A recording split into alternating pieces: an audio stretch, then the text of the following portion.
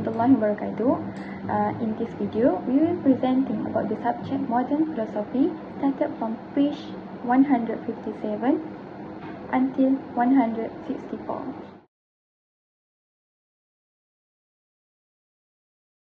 Today, I will be explaining chapter 3, the classification of thoughts.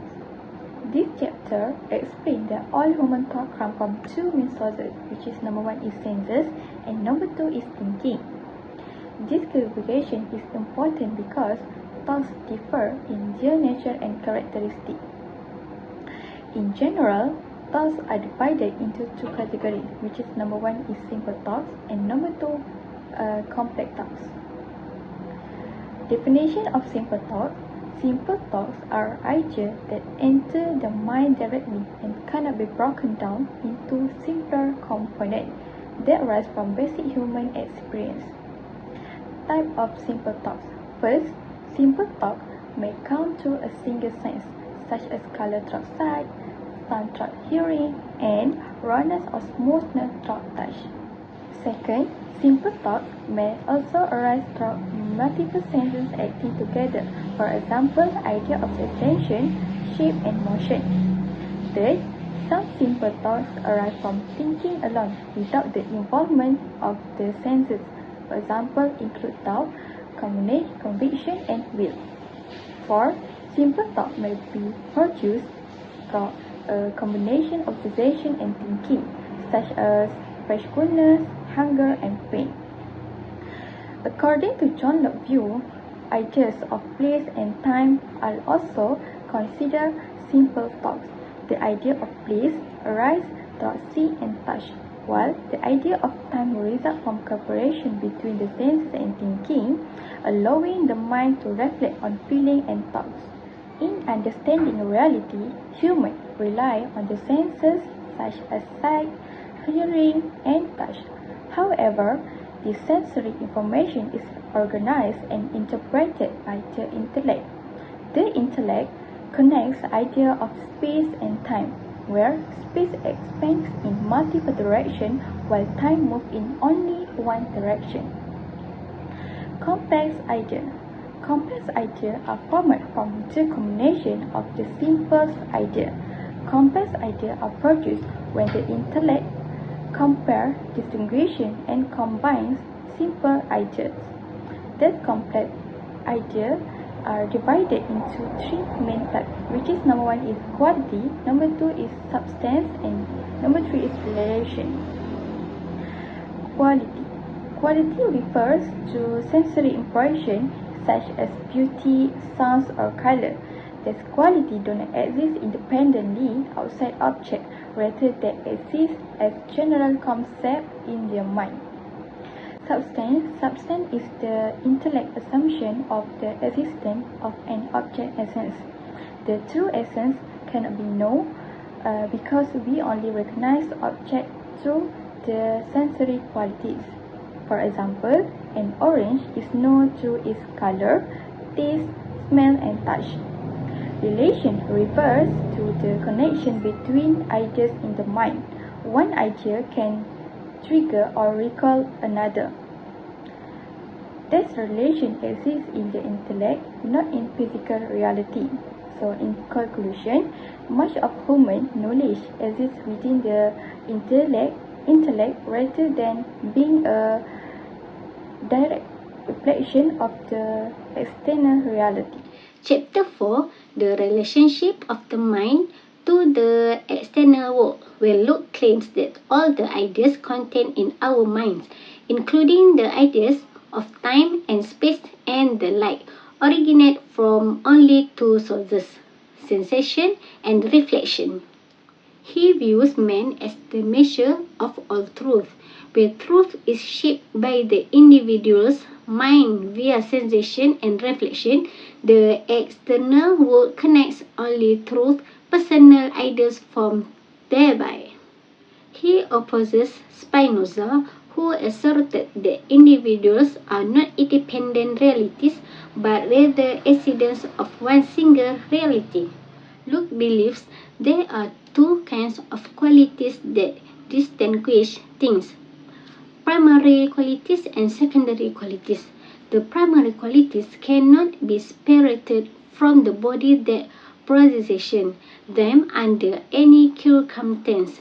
Secondary qualities, they do not exist in the true nature of the things themselves, but rather they are powers within things that affect our senses, producing different sensations.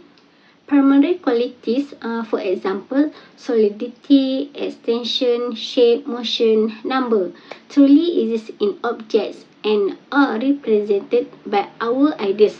And secondary qualities, for example, color, sound, taste, power in object affecting our sense without direct resemblance to external reality.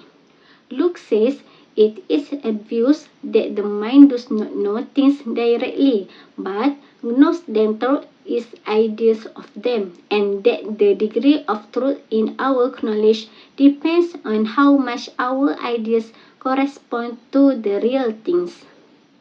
In brief, what is the relationship between the person and the thing? This is the problem that Luke encountered. Indeed, the problem that nearly every philosopher has confronted in almost every era. Philosophers differed on this issue, with idealists arguing that ideas in the mind constitute the whole truth and that material objects have no real existence, while realists maintain that material objects exist independently and that ideas arise from them. Locke supports realism by arguing that simple ideas formed in the mind are not illusion, but natural results of contact with external objects. Locke ultimately contradicts his own position by admitting that the mind can know nothing except its ideas, and by accepting that the mind contains internal images or models used to judge truth and falsehood. Thus, Locke ends by affirming what he initially rejected, concluding that the clarity and accuracy of knowledge depend on the degree of correspondence between an idea and its model. There are levels to the knowledge we possess. First, intuitive knowledge, which is the mind's direct perception of the agreement or disagreement between the idea and the model without needing to rely on a third idea. Second, the mind's indirect perception of the agreement or difference between the two ideas, called demonstrative knowledge, which requires proof to establish its truth. Third, it is the degree in which our thoughts are vague and obscure.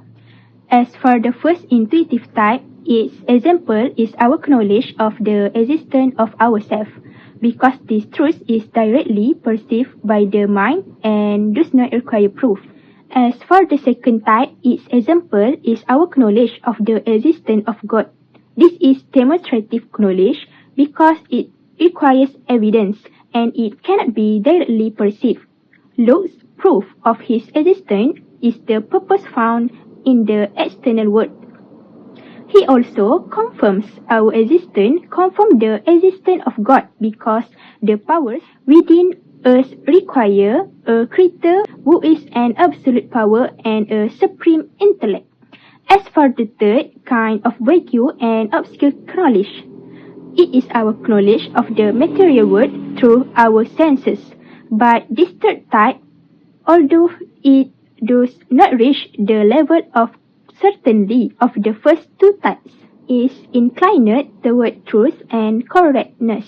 There are many evidence supporting the accuracy of our knowledge of external things, including the agreement of all humans on sensory image. Beyond these three kinds of knowledge, everything else does not go beyond the realm of probability, claim, and ignorance. All our judgment about things hidden from us and about most attributes of nature and spiritual beings are nothing more than claims of knowledge. All that the mind does in its judgment about such things is balancing agreement and preferring some over others. As for the nature of God and the spiritual world, we have no knowledge of them, and we must rely on creed and revelation concerning them. Regarding his opinion on ethics, he did not compose an independent, comprehensive theory. All the exists are indications and practical observations scattered in his books. The first noteworthy point in his views on ethics is his denial of free will in its usual meaning. He sees will as the power to direct the self toward movement or rest, with movement meaning thinking and rest meaning the quiescence of thought. The individual is not free to will or not to will in this meaning of will. The only freedom he has in his practical conduct according to his own thought. A person has certain desires and may compare their result, then choose one, postpone another, and affirm another, and so on. In this alone lies human freedom. In his choices and rejections, he follows what desires awaken from pleasure of pain, since pleasure for law is God and pain is evil. Good and evil or pleasure and pain are the essential motive for human behavior. The measure of conduct in terms of deficiency and perfection is its conformity to the moral law that imposes itself on our minds, for simply because it is decreed by the will of God. He believed that moral rules are not created by political society, but rather they descend upon humans. Although he denies that these moral principles are innate in the human mind from birth, he acknowledged that they are realized through experience with certainty that they are God's law, not a human creation. This is Locke, who was the first philosopher in the modern era to direct thought toward the problem of knowledge, where does knowledge come from and how does the mind acquire it. He laid the foundation for the main psychological issues that have concerned philosophy ever since. One impact of Locke, in addition to that, was his affirmation of the personality of the individual after Spinoza had erased it and immersed it in the totality of existence. However, Locke is criticized for some hesitation and contradiction in the individual's relation to the external world. Sometimes he considered the material things themselves as the source of knowledge, through the impression of their effect on the mind's surface. And at other times he claims that his mind only known is on ideas which may not resemble external reality.